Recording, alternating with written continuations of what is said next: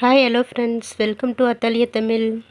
இன்றைக்கி நம்ம வீடியோவில் ஒரு பட்டு பாவாடை சட்டைக்கு எப்படி ஆரி ஒர்க் டிசைன் போடுறது அப்படின்னு பார்க்கலாம். அதுக்கு முன்னாடி இப்போ தான் என் சேனலை ஃபஸ்ட் டைம் பார்க்குறீங்க அப்படின்னா மறக்காமல் சப்ஸ்கிரைப் பண்ணிவிட்டு வாங்க வீடியோக்குள்ளே போகலாம். நான் வந்து இந்த மாதிரி நெக் டிசைன் வந்து ட்ரா பண்ணியிருக்கேன். இது வந்து கையிலே தான் ட்ரா பண்ணேன். நம்மளுக்கு சின்ன சின்ன டிசைன்னா ஈஸியாக வந்து இந்த மாதிரி கையிலே ட்ரா பண்ணிக்கலாம். இந்த நெக் டிசைன் வந்து சின்ன நெக் தான், அதாவது 5.5 இன்ச்சு தான் வந்து இதோட ஹைட் இருக்கும். அதனால் வந்து நான் இந்த நெக் டிசைன் போடுறதுக்கு சின்ன ஃப்ரேம் தான் எடுத்திருக்கேன். அதாவது 12 இன்ச்சு ஃப்ரேம் தான் வந்து இதுக்கு எடுத்திருக்கேன். இந்த ஃப்ளவர் டிசைன், இந்த கொடி டிசைனுமே வந்து ரொம்ப சின்ன சின்னதாக வரைஞ்சிருக்கேன்.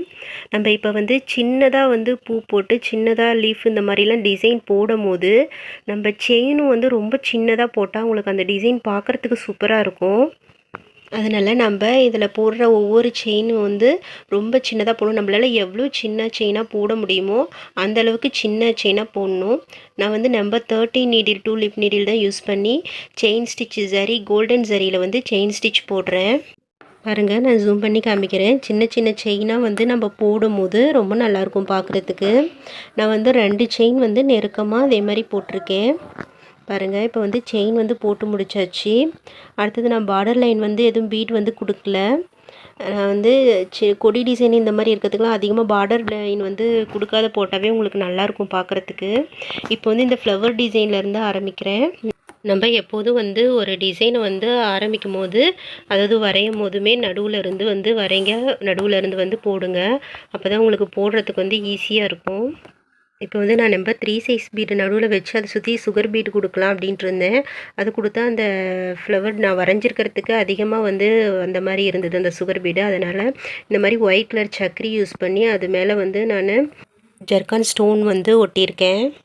பாருங்கள், இந்த மாதிரி நீங்கள் வந்து த்ரெட்லேயே வந்து ஸ்டிச் பண்ணிக்கலாம். சக்கரியை ஸ்டிச் பண்ணி மேலே வந்து ஜர்கான் ஸ்டோன் ஒட்டுறேன். பாருங்கள், ஒட்டி காஞ்சிட்ட வாட்டியும் இதை சுற்றி இந்த பெட்டல்ஸ்லாம் இருக்கு இல்லையா, அதை சுற்றி நான் வந்து ஃப்ரெஞ்ச் நாட் போடுறேன். அதாவது க்ரீன் கலர் பாவாடை அப்படின்றதுனால அதை சுற்றி வந்து க்ரீன் கலரில் ஃப்ரெஞ்ச் நாட் வந்து போடுறேன். ஃப்ரெஞ்ச் நாட் வந்து போடுற முன்னாடி அந்த ஒரு சமிக்கி வந்து ஃபஸ்ட்டு அடியில் வந்து வச்சுட்டு அதுக்கப்புறம் வந்து ஃப்ரெஞ்ச் நாட் போடுறேன். நம்ம வந்து அந்த சமிக்கி வச்சு அது மேலே எப்பயும் ஃப்ரெஞ்ச் நாட் போடும்போது நல்லா வந்து கிளிட்டராகவும் நம்மளுக்கு அந்த டிசைன் வந்து நல்லா தெரியும். இது வந்து வயலட் கலர் சமிக்கி. இந்த ஃப்ரெஞ்ச் நாட் போடுறதுக்கு சில்க் த்ரெட் வந்து நான் 8 கவுண்ட் தான் எடுத்திருக்கேன். ஏன்னா நம்ம 16 கவுண்ட்டு அதுக்கு மேலே நம்ம எடுக்கும் போது இந்த சமிக்கியை வந்து நம்ம மறைக்கிற மாதிரி இருக்கும். ஃப்ரெஞ்ச் நாட் போடும் போது நான் 8 கவுண்ட் எடுத்து 2 சுற்றி போட்டிருக்கேன். இப்போ வந்து ஃபுல்லாக வந்து போட்டு முடிச்சுட்டு ஜரியில் வந்து சின்ன சின்ன செயினாக வந்து நம்மளால் எவ்வளோ சின்னதாக செயின் போட முடியுமோ அந்தளவுக்கு சின்னதாக வந்து செயின் போடுறேன். அந்த ஃப்ளவர் மாதிரியே வந்து அந்த சமிக்கி சுற்றி வந்து போடணும்.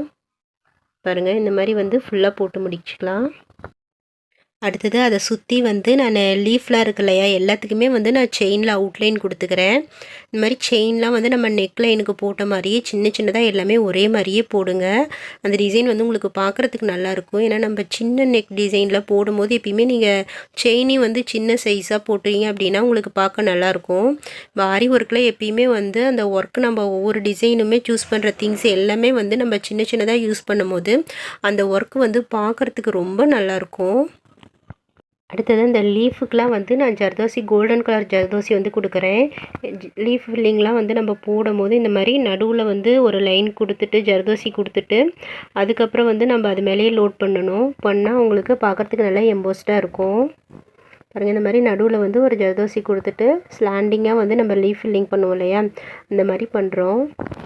நம்ம ஜர்தோசி ஒர்க் வந்து இந்த சின்ன லீஃபில் வந்து பண்ணும்போது நம்ம அவுட்லைன் போட்டிருக்கோம் இல்லையா, அந்த அவுட்லைன் வந்து நல்லா தெளிவாக தெரிகிற மாதிரி நீங்கள் ஜர்தோசி ஒர்க் பண்ணணும். அதாவது ஜர்தோசி வந்து ரொம்ப அந்த அவுட்லைனோட பெருசாக வந்து நீங்கள் வைக்கக்கூடாது. நல்லா சின்னதாக வந்து அந்த அவுட்லைன்லாம் நல்லா தெரிகிற மாதிரி வந்து நீங்கள் ஜர்தோசி கட் பண்ணணும். இந்த மாதிரி கட் பண்ணி வைக்கும் போது பாருங்கள் உங்களுக்கு நல்லாயிருக்கும். இதுலேயே பாருங்கள், ஃபஸ்ட்டு 2 லீஃபுக்கு வந்து நான் கொஞ்சம் பெருசாக ஜர்தோசி கட் பண்ணி வச்சுட்டேன். அடுத்தது இந்த சைடு இருக்கிற லீஃபுக்கு பாருங்கள், நான் அதுக்குள்ளார நல்லா அவுட்லைன் தெரிகிற மாதிரி போட்டிருக்கேன். இப்படி போடும்போது நம்மளுக்கு நல்லா நீட்டாக இருக்கும் பார்க்குறதுக்கு. இப்போ வந்து அந்த ஸ்டெம் மாதிரி இருக்கு இல்லையா, அதுக்கெலாம் வந்து நான் சுகர் பீட் வந்து வச்சிடுறேன். இங்கே சுகர் பீட் வைக்கும் போது 2 பீடாக வந்து வைங்க. இங்கே 2 பீடாக வைக்கும் போதுமே கொஞ்சம் த்ரெட்டை வந்து அடியில் இழுத்த மாதிரி வந்து பிடிச்சிக்கோங்க. டைட்டாக பிடிச்சி வைக்கும் போது உங்களுக்கு அந்த சின்ன சின்ன வளைவுலாம் வந்து பீடு வந்து மேலே தூக்கிட்டு இருக்காது. உங்களுக்கு நல்லாயிருக்கும் பார்க்குறதுக்கு ஒர்க்கு. இப்போ சுகர் பீட் கொடுத்துட்டு அதை ஒட்டியே வந்து நான் சரியில் அவுட்லைன் கொடுக்குறேன். இந்த மாதிரி பாருங்கள், அவுட்லைன் கொடுத்துட்டு அந்த லீஃப் இருக்கு இல்லையா நடுவில், அந்த லீஃபுக்கும் வந்து நான் அவுட்லைன் கொடுத்துட்றேன். அடுத்தது இந்த கொம்பு டிசைனுக்கெலாம் நான் வந்து 2 லைனாக கொடுத்துக்கிறேன் சரியில். பாருங்கள், கொஞ்சம் நல்லா திக்காக தெரியும். பாருங்கள், இப்போ வந்து இது 2 பக்கமே வந்து நான் அவுட்லைன் கொடுத்துட்டேன். இப்போ பட்டன் ஹோல் ஸ்டிச் யூஸ் பண்ணி நான் வந்து சில்க் த்ரெட்டில் இந்த மாதிரி லீஃப் ஃபில்லிங் வந்து பண்ண போகிறேன். எப்பயும் லீஃப் ஃபில்லிங் வந்து நீங்கள் ஆரம்பிக்கும் போது அந்த லீஃபோட பாதியிலேருந்து தான் நீங்கள் வந்து எடுக்கணும். அப்படி பாதியிலேருந்து எடுத்து போடும் போது உங்களுக்கு அந்த வி ஷேப் வந்து நல்லா வரும். நான் வந்து நிறைய வீடியோவில் வந்து சொல்லியிருப்பேன். பாருங்கள், நான் இந்த மாதிரி வி ஷேப்பும் வந்து டுட்டோரியல்ஸ் நிறையா வந்து போட்டிருப்பேன். உங்களுக்கு அந்த ஷேப் வந்து எப்படி வரணும் அப்படின்றதுக்காக. இப்போ அடுத்தது வந்து பாருங்கள், நான் வந்து ஒரு டியூப் பீடு, ஒரு சம்மிக்கி, அப்புறம் ஒரு சுகர் பீடு, இதை 3ஐயும் வந்து ஒரே லைனில் வந்து போடுறேன். இது மாதிரி வி மாதிரி போட்டு அதுக்கு நடுவில் வந்து இதே மாதிரி வந்து போடுறேன். நம்ம ஒன்று போட்டுட்டு எண்ணாட் போட தேவையில்ல. அதே மாதிரி நம்ம சைடில் வந்து ஸ்டிச் போட்டு இந்த மாதிரி போடலாம். பாருங்கள், நம்ம மீதி கேப்லாம் வந்து இந்த நிறைய கேப் இருக்கிற இடத்துல 3 டியூப் பீடு வச்சு சமிக்கி வச்சு போட்டிருக்கேன். கொஞ்சமாக கேப் இருக்கிற இடத்துல ஒரே ஒரு டியூப் பீடு வச்சு போட்டிருக்கேன். பாருங்கள், இந்த மாதிரி தான் வந்து நெக் டிசைன் ஃபுல்லாக வந்து நம்மளுக்கு வரும் ஒரே மாதிரி. அதே மாதிரி இந்த நடுவில் இருக்கிற ஃப்ளவருக்கு கீழே பாருங்கள், ஜர்தோசியில் வந்து நான் அந்த லீஃபும் வந்து போட்டுட்டேன். அந்த நெக் டிசைன் ஃபுல்லும் வந்து நம்ம இந்த மாதிரி போடலாம். போட்டுட்டு பார்க்கலாம்.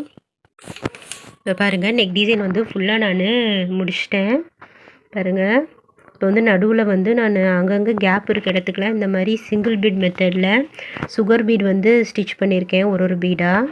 அதுக்கப்புறம் இந்த நெக்கை சுற்றி வந்து கேப் இருக்கு இல்லையா, அதுக்கெல்லாம் வந்து ஒரு சமிக்கி ஒரு சுகர் பீட் வந்து ஸ்டிச் பண்ணியிருக்கேன். பாருங்கள், இது மாதிரி நம்மளுக்கு அதிகமாக கேப் இருக்க இடத்துல இந்த மாதிரிலாம் போடும்போது உங்களுக்கு அந்த டிசைன் வந்து பார்க்குறதுக்கு நல்லாயிருக்கும். அதாவது கேப் அங்கங்கே தெரியாமல் நல்லாயிருக்கும் பார்க்குறதுக்கு.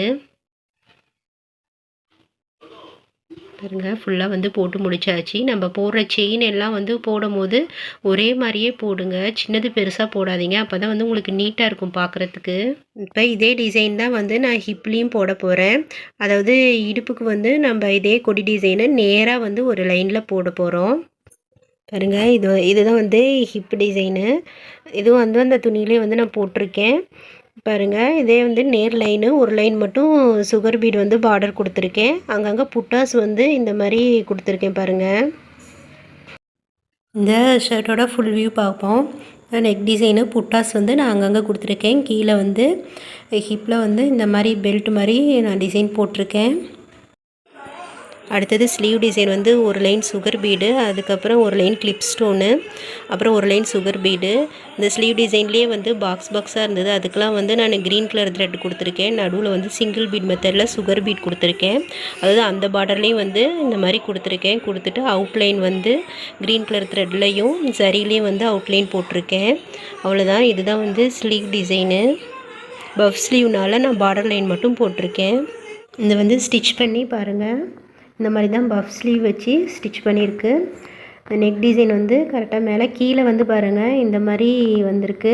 அதுக்கு வந்து நான் சின்ன சின்ன புட்டா டிசைனாக போட்டிருக்கேன். பாருங்கள், அவ்வளோதான் ஃப்ரெண்ட்ஸ். இந்த வீடியோ உங்களுக்கு யூஸ்ஃபுல்லாக இருக்கும்னு நினைக்கிறேன். யூஸ்ஃபுல்லாக இருந்தால் மறக்காமல் லைக் பண்ணுங்கள், உங்கள் ஃப்ரெண்ட்ஸ் அண்ட் ஃபேமிலிக்கும் ஷேர் பண்ணுங்கள். மறக்காமல் சப்ஸ்கிரைப் பண்ணுங்கள். சப்ஸ்கிரைப் பண்ணிவிட்டு பக்கத்தில் இருக்க பெல் பட்டனை கிளிக் பண்ணுங்கள். கிளிக் பண்ணிவிட்டு ஆல்ன்ற ஆப்ஷனை செலக்ட் பண்ணுங்கள். அப்போ தான் நான் போடுற எல்லா வீடியோ நோட்டிஃபிகேஷனும் உங்களுக்கு கிடைக்கும். தேங்க்ஸ் ஃபார் வாட்சிங்.